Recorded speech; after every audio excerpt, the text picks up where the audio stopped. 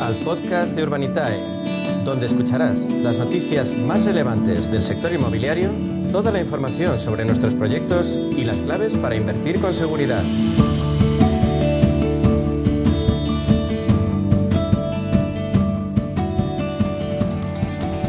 Pues es la 1:19 de la tarde y aquí abrimos este espacio de inversión inmobiliaria como cada semana para hablar con José María Gómez Acebo, director de Relaciones Institucionales de Urbanitae. José María, bienvenido, buenos días. Hola, ¿qué tal? Buenos días. ¿Qué tal? ¿Todo bien? Muy bien. Después de Semana Santa, bien, ¿no? Sí, retomando otra vez el pulso. Y retomáis el pulso hoy con un proyecto nuevo, ¿no? Queda poco, en Burgos. Queda poco. 2 horas 40 minutos. Sí, a las 4 en punto abrimos proyecto en Burgos, que en este caso no es un proyecto residencial, es la financiación vía préstamo de un parque de medianas. Un parque de medianas es un espacio comercial donde se instalan negocios que requieren superficies más grandes de 500, 1.500 euros, 1.500 metros cuadrados, perdón. Y tiene una ventaja de que es un parque que ya está totalmente alquilado. Y el objetivo es financiar la parte de la compra del suelo y también los costes de construcción para intentar vender el activo una vez que esté estabilizado y en carga. Es decir, en 2-3 años, 2 años como mucho, yo creo que calculamos, se venderá el activo y hay interesados en comprarlo y un perfil de inversor más patrimonialista que no quiere asumir el riesgo de inversión, el riesgo de construcción y se quiere quedar solo en la parte de explotación donde el riesgo es muy bajo. Entonces, bajo esas perspectivas, nosotros le estamos dando un plazo de 18 meses con una posibilidad de extensión de 6 meses, un préstamo al 10,75% de interés, 11,25% de interés para los inversores y únicamente en caso de que la cosa vaya tan bien, que se venda muy rápido, como mínimo nos tienen que pagar 7 meses de intereses.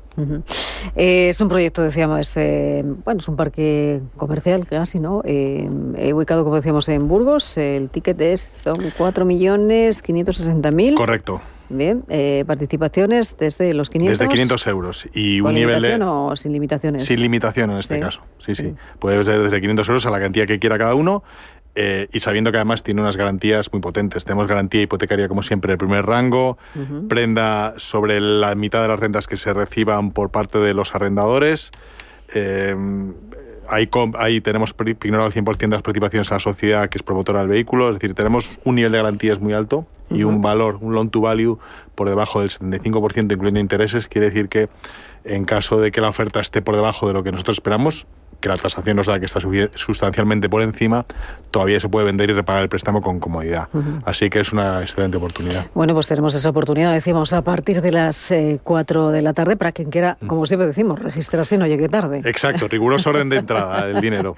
Eso es. Bueno, vamos a hablar también de asuntos de actualidad, asuntos que son interesantes, son importantes, porque quiero hablar contigo de varios aspectos, uno de segmentos, ¿no?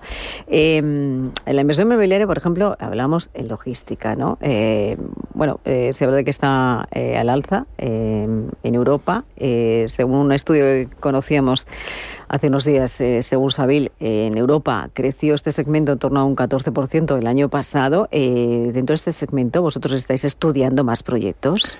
Sí, hay que encontrar proyectos en los cuales tengas visibilidad de salida. Es decir, nuestra inversión no puede ser a muy largo plazo y tenemos que desarrollar proyectos donde nuestros inversores asuman la parte del riesgo promotor, que es la parte de identificar, conseguir la licencia, explotar, poner en carga, y que después ese riesgo de explotación, que ya es menor, porque ya habrá unos arrendadores que estén pagando mensualmente su alquiler, eso lo asuma un inversor de un perfil más patrimonialista. Entonces, cuando encontramos cosas así, sí que lo haremos. Estamos viendo algunas cosas en la zona de Barcelona, donde hay una actividad logística importante, y también en los alrededores de Madrid.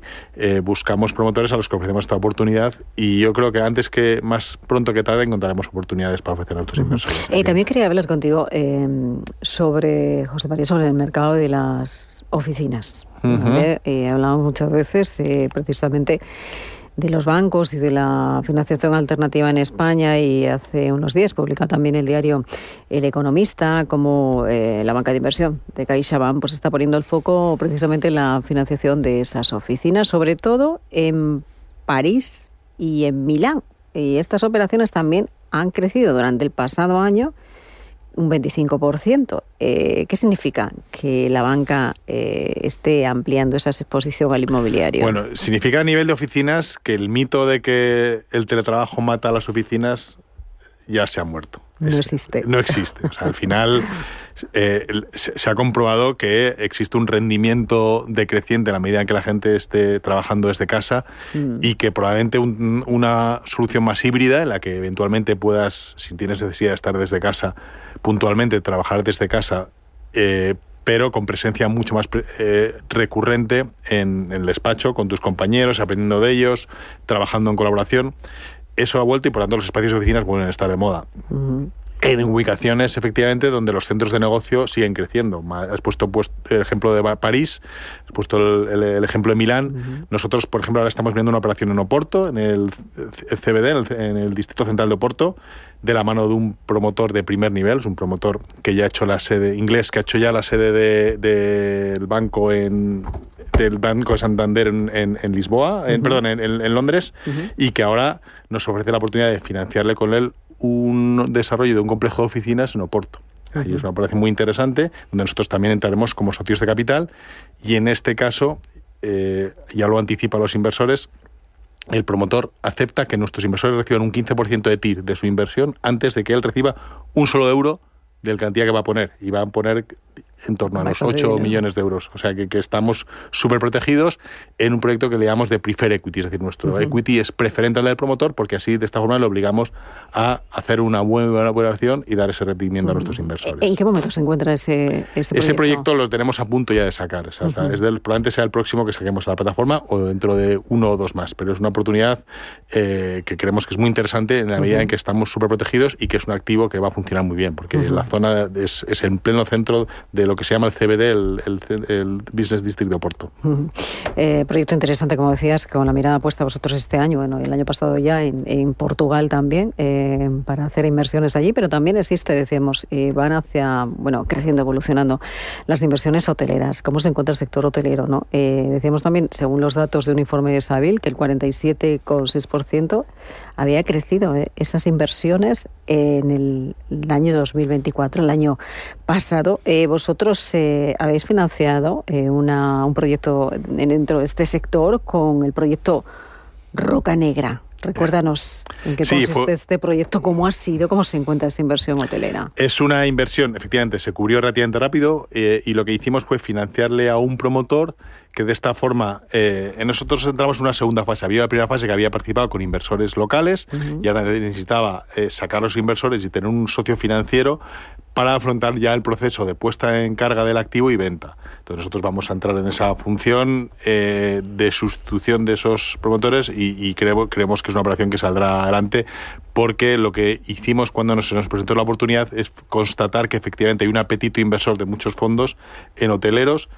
Hace 10 años el hotelero de moda era el hotel urbano de gran ciudad, hoy en día el hotelero del hotel de moda es el hotel vacacional, porque parece que después de la crisis COVID ha habido un boom de turismo. No hay más que ver cómo están nuestras ciudades y nuestras costas plagadas de turistas, y por tanto los grandes inversores, los fondos, están poniendo sus ojos en esa clase de activo. Como además hay un movimiento creciente de restricción al alquiler turístico, los hoteles pueden vender más caro porque tienen menos competencia de ese alquiler. Entonces, sin duda, para los fondos es un activo hiper interesante, y aprovechando esa ola, nosotros nos pusimos de la mano de este promotor para apoyarle financieramente cara a la venta, efectivamente, del activo, que está previsto en 1 o 2 años. Este segmento seguirá teniendo un amplio recorrido en los próximos años. Se están haciendo muchas inversiones en el mundo, en el sector hotelero, pero como todo, hay veces que, el efecto cíclico también afecta, ¿no?, a estas inversiones. ¿Tiene amplio recorrido, José María? Es difícil decirlo. O sea, realmente la sensación que tenemos es que los hoteles están pudiendo vender las camas a un precio mucho más alto.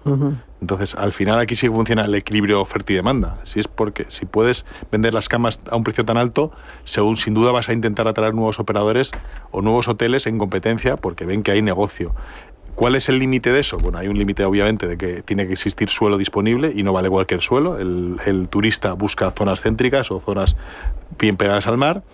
¿Y cuánto va a seguir el movimiento turístico? No tiene ninguna pinta de que vaya a palidecer, de que vaya a bajar. El movimiento del turismo sigue creciendo, salvo en Estados Unidos, por razones distintas, pero el turismo sigue teniendo, y vemos que en España este año nos vamos a acercar casi a la cifra de los 100 millones de turistas, y eso, si ponemos coto, como tiene que probablemente ser, al alquiler turístico, es decir, que no haya un desplazamiento de uso desde el residencial que tanta falta nos hace hacia el turístico, el gran beneficiado sin duda es el hotelero. Vamos a hablar también de la bajada de los tipos de interés que evidentemente han afectado pues al mercado de las hipotecas positivamente, pero al aumentar la demanda, ¿crees que esta medida podría quizá agravar el problema del acceso a la vivienda, José María? Mi sensación es que no, o sea, no es lo va a facilitar. Yo creo que hoy en día tenemos más un problema de que el coste de construir una vivienda nueva es más alto y que hay mucha gente que simplemente no llega. Y sería más promociones si la gente tuviera más capacidad de compra en determinados sitios. O sea que yo creo que la medida sin duda es positiva para las promociones de obra nueva, y lo veremos en el medio plazo. Y ya vamos a hablar también de precios. Porque aquí traemos sobre la mesa muchos estudios, pues para valorar lo que está ocurriendo en el mercado. Hay un estudio de la red inmobiliaria Century 21 que destaca como el 55% de las personas menores de 27 años que viven en las ciudades aún no se han independizado, es decir, que son jóvenes. Tú hablas mucho del concepto de demanda solvente y de seguir así los precios, corremos ese riesgo de agotar esa demanda solvente, por ejemplo, en las grandes ciudades como son Madrid y Barcelona. Yo creo que hablar de riesgo, cuando el riesgo es de que la posibilidad de que suceda algo. Yo creo que eso ya está sucediendo. Ya la gente no se está pudiendo comprar, ya está pudiendo desplazar, y entonces lo que tenemos que buscar son soluciones, porque ese riesgo se ha materializado. La gente no se puede ir porque no puede pagar las viviendas que estamos. ¿Cómo revertimos esa situación? Primero, construyendo mucho más, poniendo más vivienda en el mercado, y eso lleva su tiempo. Y dos, facilitando que el parque de viviendas se optimice su uso. Por tanto, no haya gente que por miedo a ocupaciones, etcétera, retire su producto del mercado, sino que lo quiera alquilar, y que luego las normas urbanísticas se flexibilicen, y zonas que en su día se planificaron, por ejemplo, para uso industrial, pero que han quedado absorbidas por la ciudad, que rápidamente le podamos dar el uso residencial que el mercado está pidiendo, que es lo que necesitamos hoy en día. Es decir, tenemos que tener un urbanismo mucho más flexible, más adaptado a las circunstancias del momento, y no quedarnos anclados en un plan general que se redactó hace 10 años y que preveía unos usos que hoy no se están produciendo. Déficit de viviendas, 600.000. Hemos hablado en muchísimas ocasiones. Y creciendo y subiendo. Hablabas tú, se debe facilitar el acceso también al suelo, se debe facilitar ese planeamiento urbano que como tú decías, se va anclado en el pasado. Para desatascar un poquito de todo esto, desde Urbanitae, ¿cuál es la primera medida que tomarías en el caso que te dijeran cuál es la solución a este problema que tenemos encima de la mesa? ¿Cuál sería? Yo creo que la primera medida sería todo lo que es la agilización del suelo, de la transmisión de suelo para obtener el suelo finalista. Es decir, si tuviéramos mucho más suelo finalista, bien. Pero eso quizás no fuera un efecto inmediato. Yo la primera medida que iría, desde luego, es que el comprador de primera residencia no debería pagar un 10% de IVA. Si estamos hablando de un producto de primera necesidad, ese comprador de primera residencia, de primera casa, hoy en día tiene que dedicarle prácticamente un año de sus sueldos, de sus ingresos anuales, a pagar los impuestos de la compra de una vivienda. Hagámoslo de otra forma, que pague solo el 4%, que es el IVA reducido, y de esta forma poder acceder a comprar esa vivienda, y los promotores estarán dispuestos a construir nueva vivienda porque sí que habrá gente que pueda pagarla a los precios que cuestan. Pues ahí hemos abierto, te iba a decir un melón grande para hablar quizá otro día, ¿te parece? Que lo hagamos la semana que viene. Cuenta con ello. Sobre la fiscalidad. Venga, pues gracias, José María, una semana más, un placer contar contigo, que vaya bien y nos vemos pronto. Nos vemos pronto, gracias. Hasta luego.